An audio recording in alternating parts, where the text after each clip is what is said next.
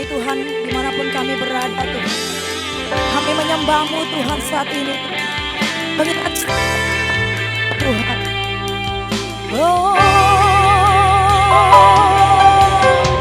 Engkau baik Tuhan.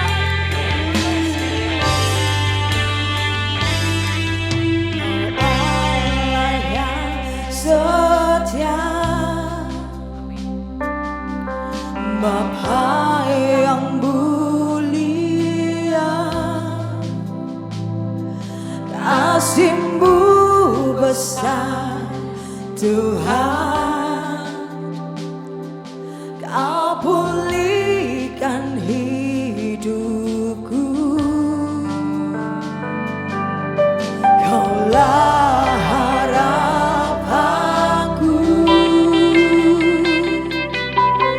hidupku dalam-Mu. Terima kasih Tuhan, Kau selamatkan hidupku.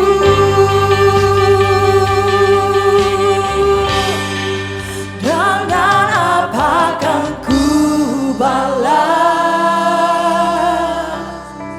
segala kebaikan-Mu? Segenap hatiku menyembah-Mu Yesus.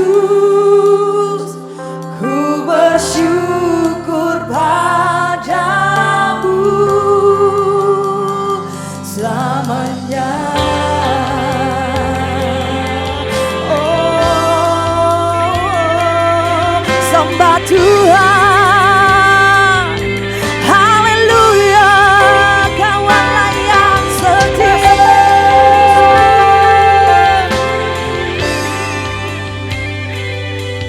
Haleluya, Kaulah yang setia. Sama-sama katakan Bapak Ibu, haleluya. Kau Allah yang setia, Bapa yang mulia, kasih-Mu besar Tuhan. Kau pulihkan hidupku, Kaulah harapanku Tuhan, harapanku. Oh,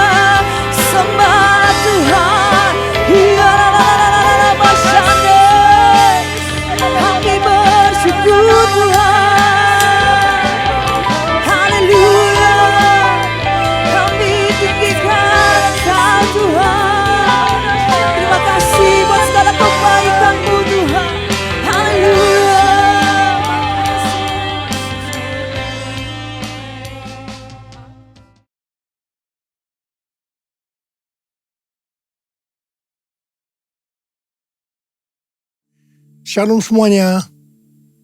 Pada tanggal 4 September 2022, gereja kita GBI Jalan Jenderal Gatot Subroto yang sering disingkat GBI Gatsu berusia 34 tahun.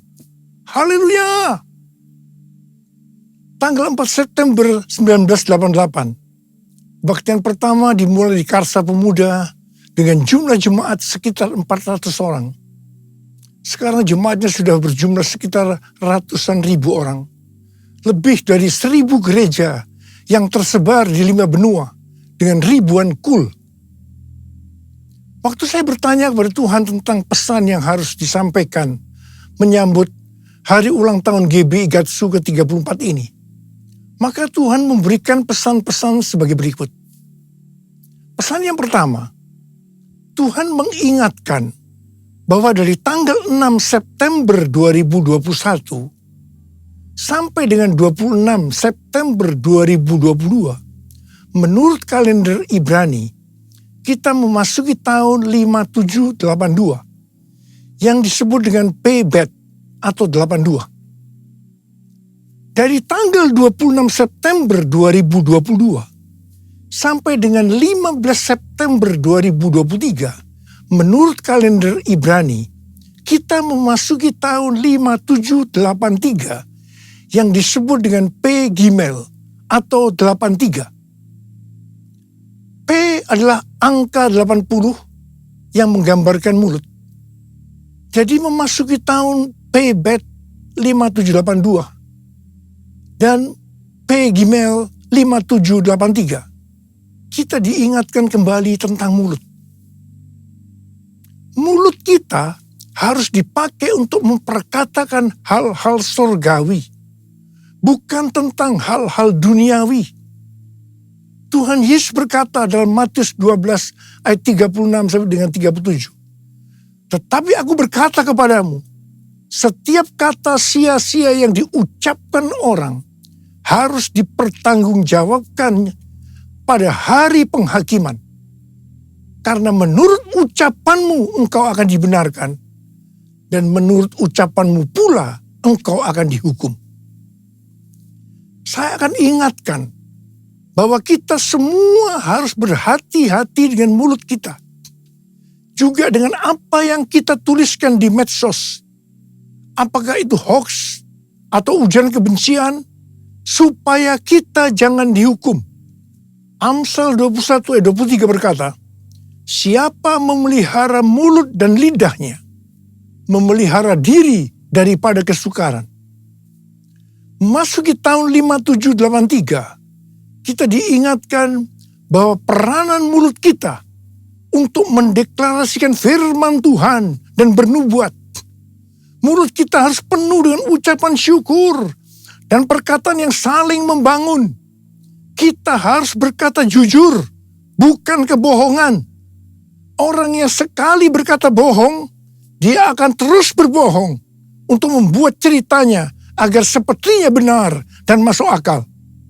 Orang yang seperti ini akan berurusan dengan Tuhan. Hati-hati. Memasuki tahun 5783, kita juga akan melihat kasih karunia Tuhan yang luar biasa yang akan dicurahkan kepada mereka yang sungguh-sungguh mencari Tuhan.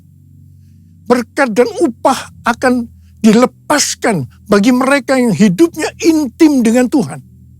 Namun, bersamaan dengan itu, akan ada pembersihan di rumah Tuhan dan penghakiman terhadap dunia.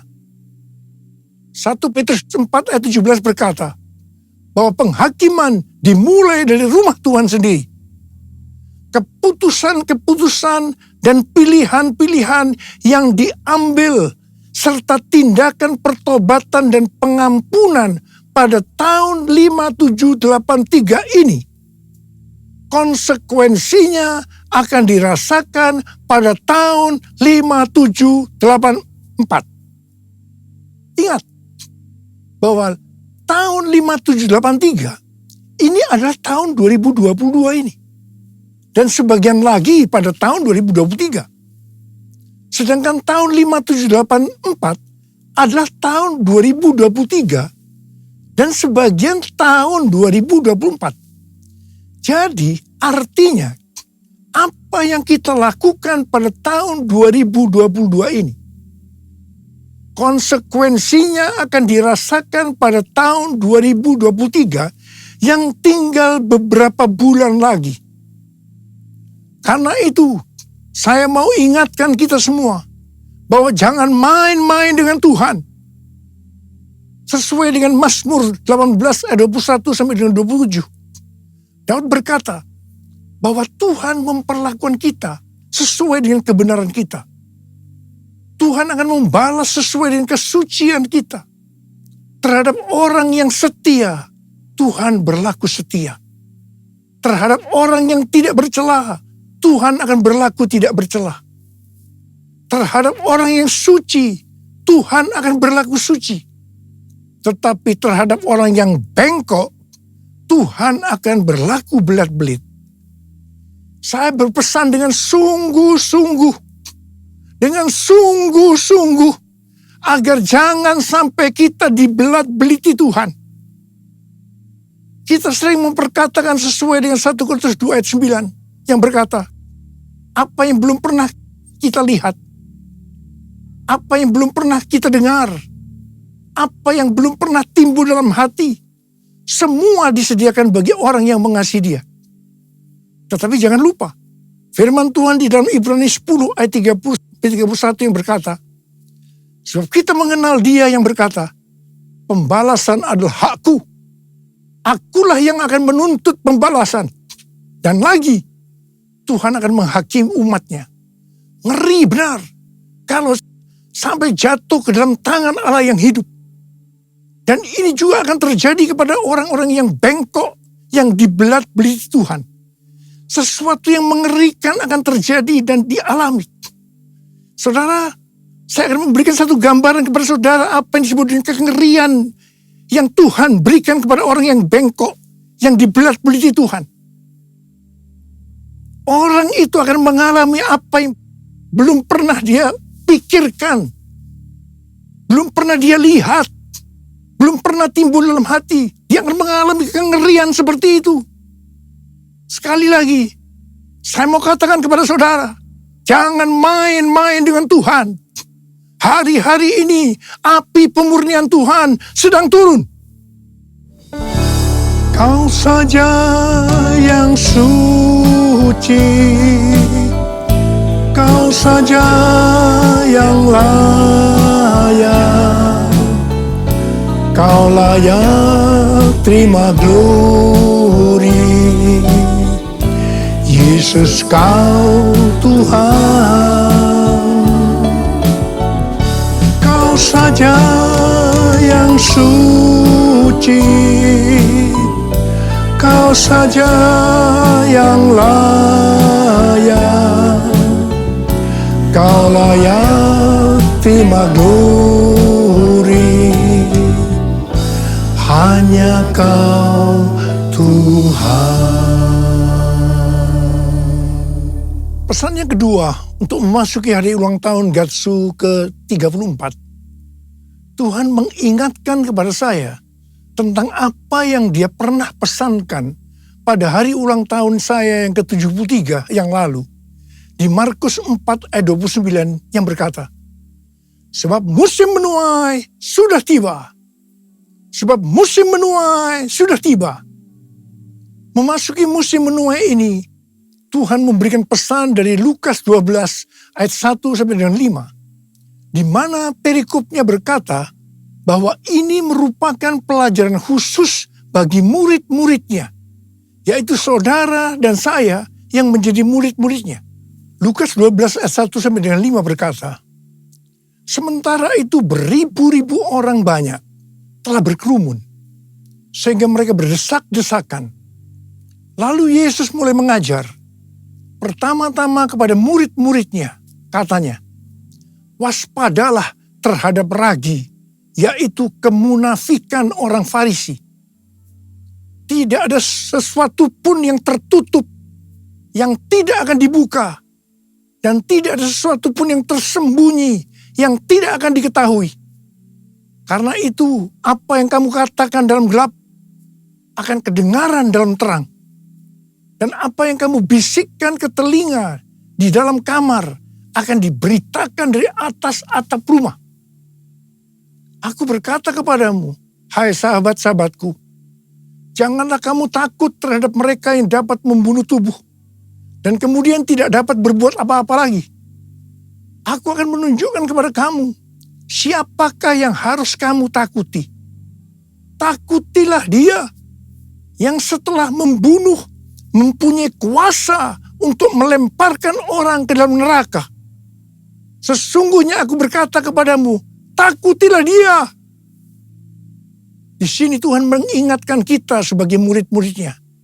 Yang pertama, jangan berlaku munafik. Jangan berlaku munafik. Jadilah orang yang berintegritas. Dan yang kedua, segala kemunafikan akan dibuka oleh Tuhan. Tidak ada sesuatu pun yang tertutup yang tidak akan dibuka. Dan tidak ada sesuatu pun yang tersembunyi yang tidak diketahui. Karena itu apa yang kamu katakan dalam gelap akan kedengaran dalam terang. Dan apa yang kamu bisikkan ke telinga di dalam kamar akan diberitakan dari atas atap rumah. Dan hal yang ketiga, Tuhan berkata, jangan takut kepada manusia yang hanya dapat membunuh tubuh, kemudian tidak dapat berbuat apa-apa lagi. Tetapi kita harus takut kepada Tuhan. Sebab Tuhan dapat membunuh dan setelah itu mempunyai kuasa untuk melemparkan orang ke dalam neraka. Terus terang saya mau berkata kepada saudara, kadang-kadang saya heran melihat orang yang tidak jujur kepada Tuhan. Meskipun dia mengatakan bahwa dia seorang murid, apa mereka tidak tahu bahwa apa saja yang kita perbuat, meskipun tersembunyi, bahkan apa yang kita pikirkan, Tuhan mengetahuinya. Sekali lagi saya mau berpesan kepada kita semua, jangan main-main dengan Tuhan. Jangan main-main dengan Tuhan. Sehari setelah Tuhan berbicara kepada saya tentang Lukas 12 ayat 1 sampai dengan 5 ini, saya mendapatkan tayangan YouTube yang berisi pesan Tuhan untuk tahun 5783 dari Sitroth dan Rabbi Felix Halperns. Sitroth adalah host dari acara It's Supernatural yang banyak dikenal orang. Sedangkan Rabbi Felix Halperns adalah seorang nabi Yahudi Mesianik yang akurat, yang pernah dinyatakan meninggal secara medis, pernah melihat sorga dan hidup kembali. Dalam wawancaranya dengan Sitroth, Rabbi Halperns membagikan penglihatannya tentang tahun 5783. Dia melihat selubung-selubung akan dirobek. Sang singa akan merobek-robek selubung untuk menyingkapkan apa yang tersembunyi. Ini adalah tahun untuk memilih. Maka kuasa Allah akan menyingkapkan apa yang dilakukan oleh pemerintah-pemerintah di udara, yaitu kuasa-kuasa kegelapan. Tuhan berkata, umatku akan melihat ilah-ilah di balik aborsi, ilah-ilah di balik LGBT, ilah-ilah di balik struktur politik, dan ilah-ilah di balik perdagangan. Tahun 5783 adalah tahun di mana umatku menjadi lebih tajam memahami dan terbuka untuk melahirkan hal-hal baru. Selubung-selubung yang ada dari 7 gunung, arts and entertainment, seni dan hiburan, business, church, gereja, development of the poor, pelayanan kepada orang-orang miskin, education, pendidikan, family, keluarga, government, pemerintahan akan disingkapkan oleh Tuhan. Di tahun 5783 ini, keluarga, gereja, dan pemerintah akan menertibkan rumah tangga mereka Ini adalah tahun untuk bergerak maju. Perhatikan dan fahami apa yang akan aku tunjukkan sehingga kamu dapat memilih kata Tuhan. Dan Tuhan berkata, banyak yang telah keluar atau menyimpang dari posisi mereka dalam pelayanan mereka dalam kerajaan Allah. Tuhan berkata, apa yang kamu perbuat di tahun 5783 atau di tahun 2022 ini, konsekuensinya akan dialami di tahun 5784 atau tahun 2023 yang tinggal beberapa bulan lagi. Karena itu tahun 5783 atau tahun 2022 ini adalah waktunya untuk bertobat dari dosa yang tersembunyi. Ku mau hidup seturut kehendak Tuhan, ku mau memberi semua yang ku dapat berikan. Ku mau cinta kau lebih dari semua. Ku tak dapat membalas kasih-Mu. Ku tak dapat membalas kasih-Mu. Ku tak dapat membalas kasih-Mu.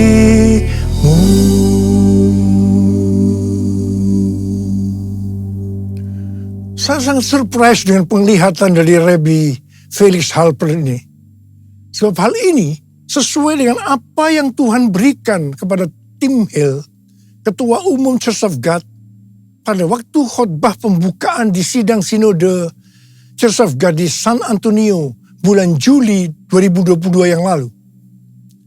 Khotbah dari Tim Hill ini sudah saya sampaikan pada bulan Agustus 2022, yaitu tentang ular beludak yang karena panasnya api yang besar keluar menyatakan dirinya dan menggigit tangan Rasul Paulus dengan maksud supaya Rasul Paulus mati. Tetapi ternyata hasilnya berbeda. Rasul Paulusnya tetap hidup dan malah dianggap dewa. Setelah peristiwa itu terjadi kebangunan rohani yang luar biasa di Pulau Malta itu. Dan sebaliknya, ularnya mati dalam api yang besar itu. Hal ini berbicara tentang api Roh Kudus dari Pentakosta ketiga yang dahsyat sedang turun dan membuat pekerjaan dari si ular, si iblis ditelanjangi, selubung-selubung dibuka. Dan iblis masih mencoba untuk menghancurkan gereja.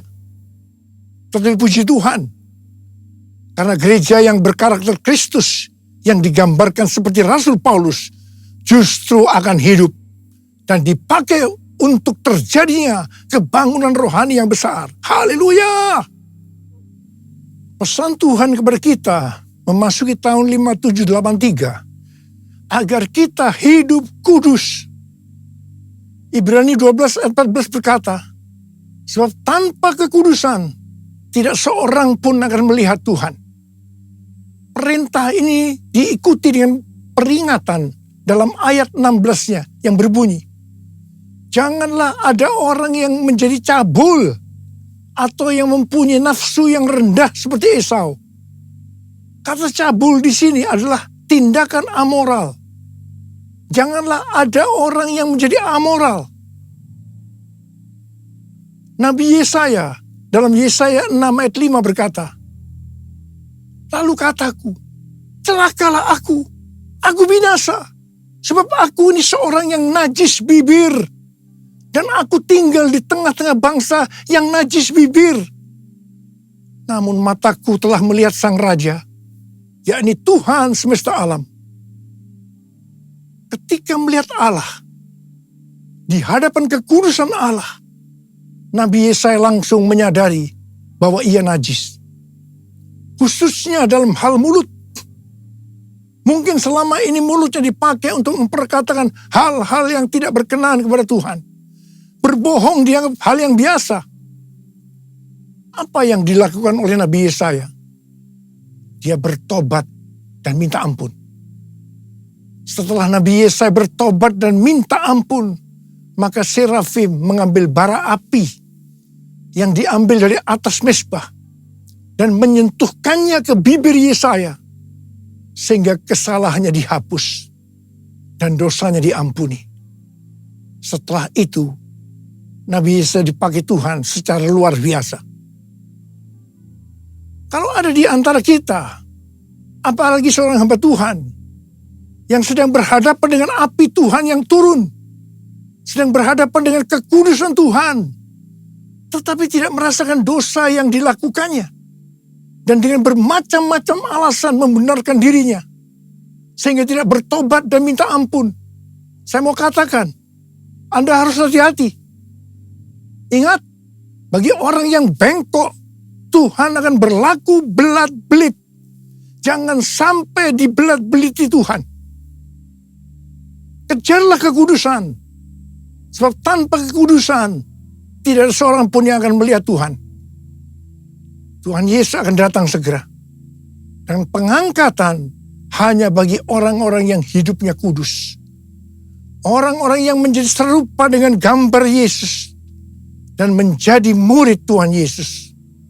Maranatha. Saya mau berdoa buat saudara. Mari kita katakan bersama-sama. Sucikan dan kuduskan hati ini untuk layak menghadap hadirat-Mu. Tubuh jiwa rohku kuserahkan padamu, ku menyembah-Mu. Saudara, mari kita periksa hati kita. Mungkin ada di antara kita selama ini menyembunyikan dosa. Dan sudah ingatkan berulang-ulang hari ini. Bahwa memasuki tahun 5783. Kita harus selesaikan dosa yang tersembunyi. Supaya tidak terjadi hal-hal yang mengerikan memasuki tahun 5784. Yaitu tahun depan yang hanya tinggal beberapa bulan lagi ini. Saya mau berdoa buat saudara. Mari kita periksa hati kita. Nanti, kalau Tuhan sudah berbicara pada saudara, jangan tahan. Minta ampun, selesaikan. Hari ini harus selesai. Mari yang mau, angkat tangan saudara, katakan bersama saya. Sucikan dan kuduskan hati ini untuk layak menghadap hadirat-Mu. Tubuh jiwa rohku kuserahkan padamu, ku menyembah-Mu. Tinggikan nama-Mu ya Tuhan, mulialah nama-Mu ya Tuhan. Tiada lain seperti Engkau ya Allahku, besar kuasa-Mu. Mari kita berbahasa roh sekarang. Kita berbahasa roh. Berbahasa roh. Yang belum berbahasa roh jangan diam, katakan haleluya. Oh, ralabakana maya ralabaya ralabala. Tuhan, ampuni kami Tuhan, ampuni kami. Ampuni ya Tuhan, ampuni kami ya Tuhan. Kami berdoa buat anak-anak-Mu ya Tuhan, mereka sedang mengangkat tangan yang terbuka saat ini Tuhan. Dosa yang tersembunyi mereka selesaikan hari ini ya Tuhan. Dan Engkau akan mengampuni mereka, Engkau akan mengampuni, Engkau akan menyembuhkan mereka dari sakit mereka. Mujizat terjadi dalam nama Yesus, dalam nama Yesus. Terima kasih Tuhan, terima kasih ya Bapa, terima kasih. Besar kuasa-Mu, besar kuasa-Mu, besar kuasa-Mu.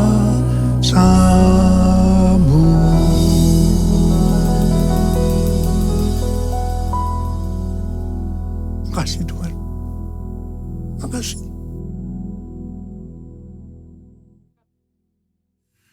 Mari saudara-saudara, kita akan masuk dalam perjamuan kudus.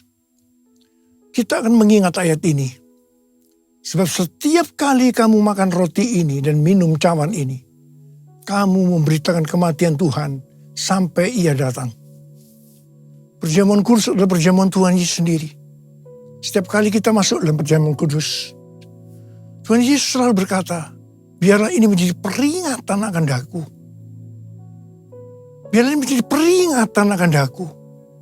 Karena itu, mari kita tundukkan kepala. Arahkan hati kita kepada kebaikan Tuhan. Mengingat kebaikan Tuhan. Supaya kita lebih mengasihi Tuhan Yesus. Kita lebih mengasihi satu dengan yang lain. Bapa, siapakah kami sebelum kami mengenal Engkau? Kami semua orang berdosa. Upah dosa adalah maut, mati. Tapi Engkau yang tidak berdosa telah dijadikan dosa oleh karena kami. Engkau harus turun dari surga mulia, mati ganti kami dengan penderitaan yang luar biasa. Sungguh kalau kami pikirkan betapa baiknya Engkau ya Tuhan. Engkau jadikan kami sebagai anak-anak-Mu. Engkau tuntun, Engkau bela, Engkau lindungi. Engkau sembuhkan kami, Engkau ajari kami, Engkau tegur kalau kami salah. Kalau kami salah juga dihajar oleh Tuhan. Itu Engkau ya Abah. Itu Engkau. Tuhan, terima kasih. Tuhan akan memberkati kita semua melalui perjamuan kudus. Tapi Tuhan mau kita makan dan minum dengan cara yang benar. Mari, sekali lagi, dalam perjamuan kudus ini, buka hati kita. Terbuka di hadapan Tuhan. Biarlah Dia berbicara. Kalau Dia mengingatkan dosa-dosa yang tersembunyi, yang selama ini kita sembunyikan. Ayo sekali lagi, kita minta ampun. Kita minta ampun. Ampuni saya Tuhan, ampuni Tuhan, ampuni. Ampuni ya Tuhan, ampuni. Kau lihat anak-anak-Mu yang sedang minta ampun kepada-Mu Tuhan. Ampuni kami semua ya Tuhan, ampuni. Makasih ya Abah. Kami akan masuk dalam perjamuan kudus dengan hati yang penuh ucapan syukur. Dalam nama Yesus. Amin.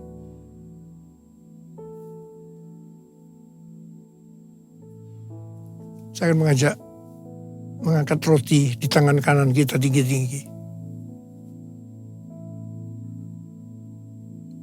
Sebab apa yang telah kuteruskan kepadamu telah aku terima dari Tuhan. Yaitu bahwa Tuhan Yesus pada malam waktu Ia diserahkan mengambil roti. Dan sesudah itu Ia mengucap syukur atasnya. Ia memecah-mecahkannya dan berkata, inilah tubuhku yang diserahkan bagi kamu. Perbuatlah ini menjadi peringatan akan aku. Saudara dikasih Tuhan, bukankah roti yang kita pecah-pecahkan ini adalah persekutuan kita dengan tubuh Kristus? Mari kita makan dalam nama Yesus.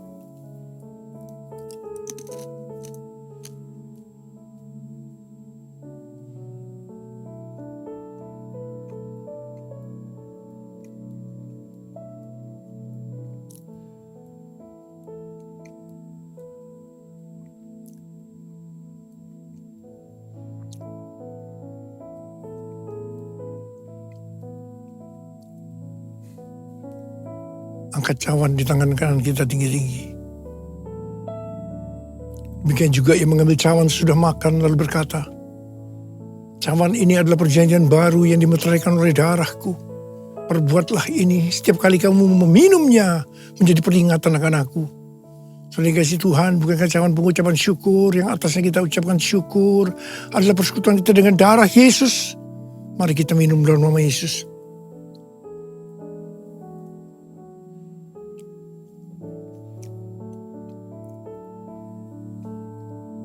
Angkat tangan kita di hadapan Tuhan.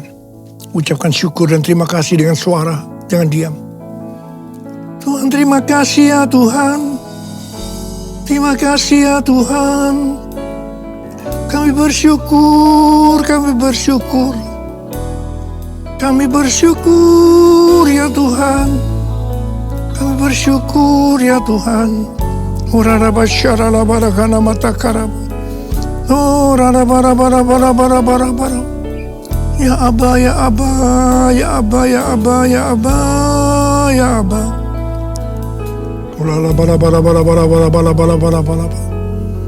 Oh,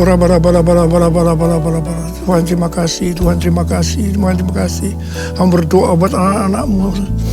Mereka membutuhkan kesembuhan. Angkat tangan saudara yang membutuhkan kesembuhan. Terima kesembuhan. Terima, sembuh dalam nama Yesus, sembuh dalam nama Yesus, sembuh dalam nama Yesus. Terima mujizat Tuhan, terima. Oh Tuhan terima kasih. Terima kasih. Terima kasih Yesusku. Terima kasih Yesusku. Puji syukur hanya bagi Tuhanku. Terima kasih Yesusku. Terima kasih Yesusku. Puji syukur hanya bagi Tuhanku. Puji syukur hanya bagi Tuhanku. Puji syukur hanya bagi Tuhanku. Saudara, saya mengucapkan selamat ulang tahun buat GBI Gatsu.